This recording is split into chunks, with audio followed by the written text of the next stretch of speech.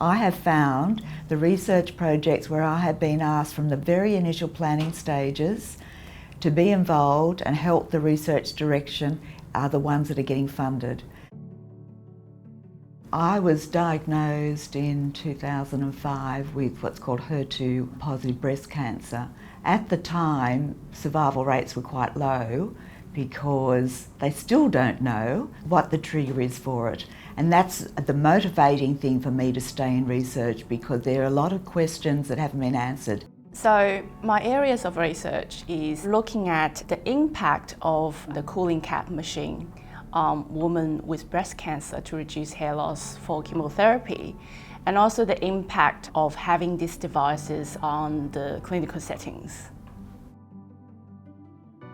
The reason why I contact Cancer Voices and try to get consumer involved is I think it would be good to have someone to read my participant information sheet.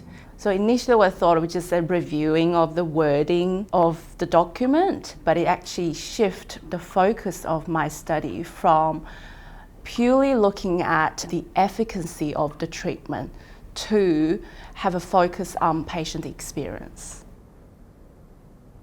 It is a very traumatic experience for a cancer patient going through chemotherapy for breast cancer. The majority of people lose their hair. As she was dealing with vulnerable people that are traumatised from the experience, it was important that there were people who had had this treatment could reflect back and look at the survey that she was going to give and say, yes, that's appropriate for those patients. We've helped her with how she should contact people, formats to make it easier to undertake these interviews. They're little things, but if you want your research to be successful, they're the things you've got to take into account. What I do say to the researcher is, don't give me the document initially, just talk to me about your research. And suddenly, the research becomes less technical, less scientific, it becomes more what we call consumer friendly, and that helps them crystallise what their research is all about. I've heard so many stories about it's so hard to recruit people into their research, but that is not the case for my study. And look back, I think that the value of getting consumers to be involved at early stages and making sure this is the topic that they are interested in actually makes a difference. One of the advice I would give to whoever wants to involve consumers is to find a formal group, because they're so well trained and they're very experienced in reviewing studies, providing constructive feedback. The other thing we need to consider is they're all volunteers. So what can we offer? Little things like travel expenses, reimbursement, coffees or meals, that makes a difference to show our appreciation.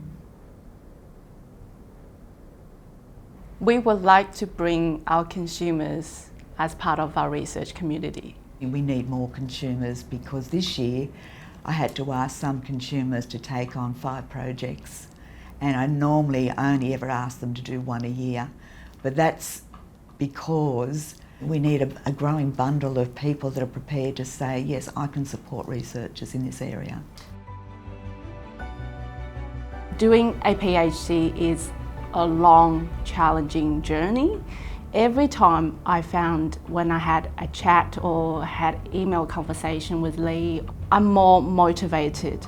I want to complete the study because I want the study to benefit people, and I know it will because I involved the consumers and they're interested in this topic. After cancer, it's not always going to go away. You can have every treatment possible, but you can get it back.